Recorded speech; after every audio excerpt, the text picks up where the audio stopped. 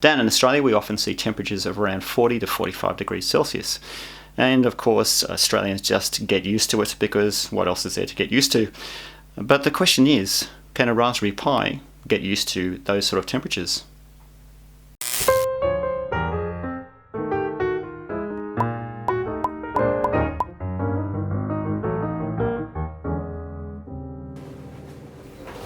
Oh hi, this video is sponsored by JLC PCB, who make all my PCBs. If you're looking for some top quality PCBs with a fast turnaround time, then I highly recommend them. They can make PCBs from 1 to 6 layers and support BGAs, cutouts, fingers and a whole lot of other esoteric things. Check out the description below for a link to all their capabilities. Their current offer is 10 PCBs for only $2, which is pretty insane. Banana pie? No, don't close the door! So the Aussie summer is fairly relentless. We can fairly regularly see temperatures of around about 35, maybe 40 degrees Celsius. So they get pretty high. And that means on the inside of a car, it gets pretty hot. So I'm inside my car at the moment, and I've got my handy little infrared laser temperature sensor. So I've had this car sitting out in the sun for about 5 minutes. It started out at a temperature of around about 40 degrees. Today is a 38 degrees Celsius day. So since I've been filming this, the steering wheel started off at 50 degrees Celsius, and it's now 62.9 degrees Celsius. The dashboard is sitting between 70 and 83 degrees Celsius, so already the dashboard is pretty hot, and I'm going to see it heat up even further. So let's chuck in a couple of Raspberry Pis and see how long it takes for them to fail. So I'm sitting out in the tarmac here, and I'm reading a temperature of around about 61.5 degrees Celsius, which is pretty hot. So it's a hot day. It's roughly an average day in the Australian summer. Let's go and get these Raspberry Pis.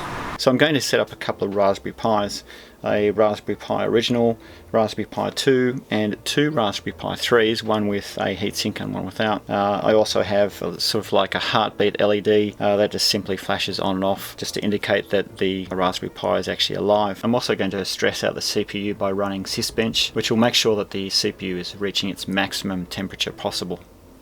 Okay, so it's about half an hour later. The temperature has actually dropped a fair amount. There's another storm coming in, surprise, surprise. So it's just dropped down to about a cool 32 degrees Celsius. So I've got all my Pis here just sitting on the dashboard, and I've all connected it up to a little Ethernet switch, mainly because I didn't want to have any wireless going.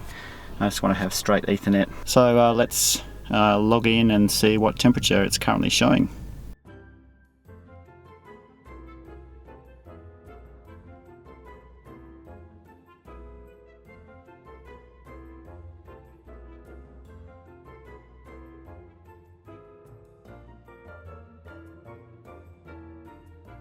Unfortunately, the day turned a little bit cool. I was expecting to have a fairly hot day all day today, but it's cooled down quite considerably. The dashboard is 53.8, and we've got a thunderstorm coming too. So that's quite typical of the Aussie summer. We can have rip-roaring temperatures during the day, and then we have some fairly cool changes coming in the afternoon.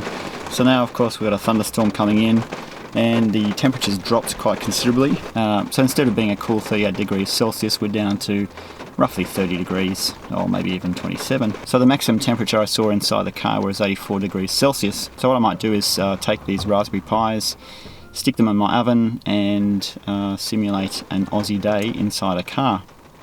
Welcome to Michelle's kitchen, where we have some great recipes for you. Today we'll be looking at a Raspberry Pi. So this particular recipe comes from a fellow called Ibn Upton. Yeah, alright. So what I've done is I've attached a vlogs meter and a thermistor into the oven, and I'm about to set up a couple of Raspberry Pis, and what I'll do is I'll gradually raise the temperature to around about 100 degrees Celsius and see which one fails first. So let's gradually crank up the temperature and see how it goes.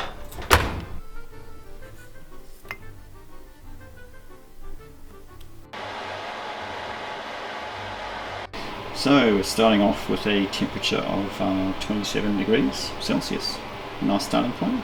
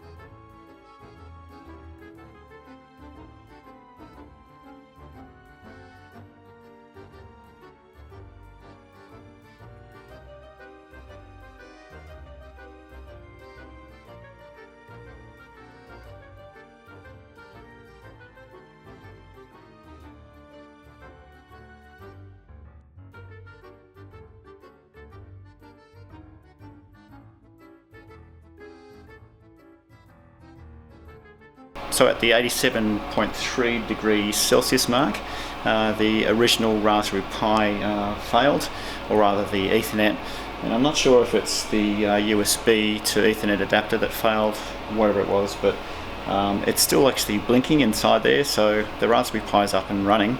It's just not collecting any data over the Ethernet, so I don't know. Let's just keep going with raising the temperature. So all ovens work off hysteresis effect, so to avoid having the elements always powered on, they're only powered on for a short length of time, and because there's a fair amount of thermal mass within the oven, it takes a while for the sensor to actually pick up that it's at the right temperature, so you get this sort of under and overshoot, but the eventual goal is to actually get the overall or average temperature to be sitting within that band that you actually set it to on the oven. So I'm just gradually adjusting the temperature until I hear the oven click on, and then I'll back it off just so I don't overshoot too much. So it's currently up to 91.3 degrees Celsius.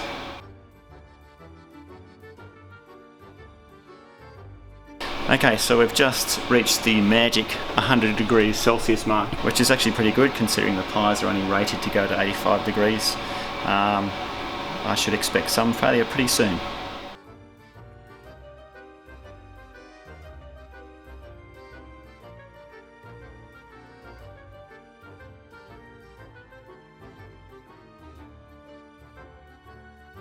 Okay, so we're now at 110 degrees and the Raspberry Pi and 2 Raspberry Pi 3s are still going strong. Okay, so right on the nose of 112 degrees Celsius, the 2 Raspberry Pi 3s have died, but the Raspberry Pi 2 is still going strong.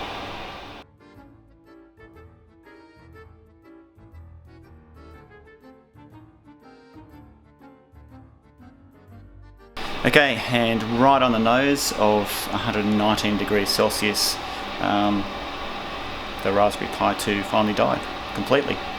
It got so hot in here that my little breadboard started to melt, so obviously they're not rated for such a high temperature.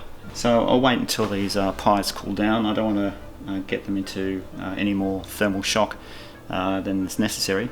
Once they're cooled down, I'll power them up again and see what has actually survived. So there we have the Raspberry Pi. So this is pretty interesting. Obviously the cases really don't cope well with such high temperatures, and the SD card, it may or may not survive, I don't know, but certainly these little breadboards aren't really designed to be hitting 120 degrees Celsius. Apart from that, everything else on these boards look okay. All the surface mount devices are fine because of course these are all designed to be put into an oven, and they won't really be melted at all. So everything looks okay. I might just have a bit of a sticky beak under a microscope just to see what damage there is, if there is any, before I power them up. Okay, so they seem to be all okay. I just need to power them up and see if I can extract some of the data off and see at what point they died. So, so far so good. I seem to be getting lights happening, which is looking promising. I'm not seeing any light's flickering yet. There we go. So it looks like the Pi 3 is still running okay. Because the power was essentially completely ripped out from underneath it, the file system would have to be fisked or checked, so it would take a fair while to boot up. And yep, there we go. So all the Pis came back up again without any issue. Let's put them under a bit of load, running the sysbench again to see if there's any sort of weird sort of failures that are happening.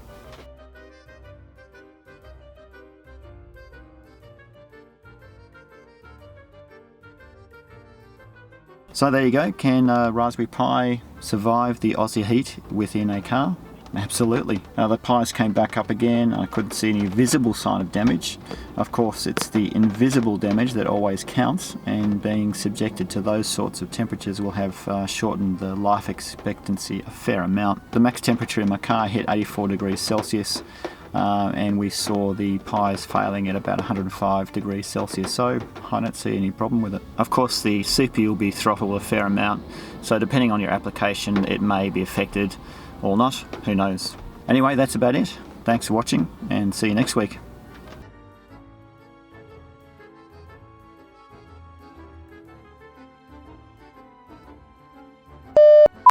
So don't hang on, you're eating chips.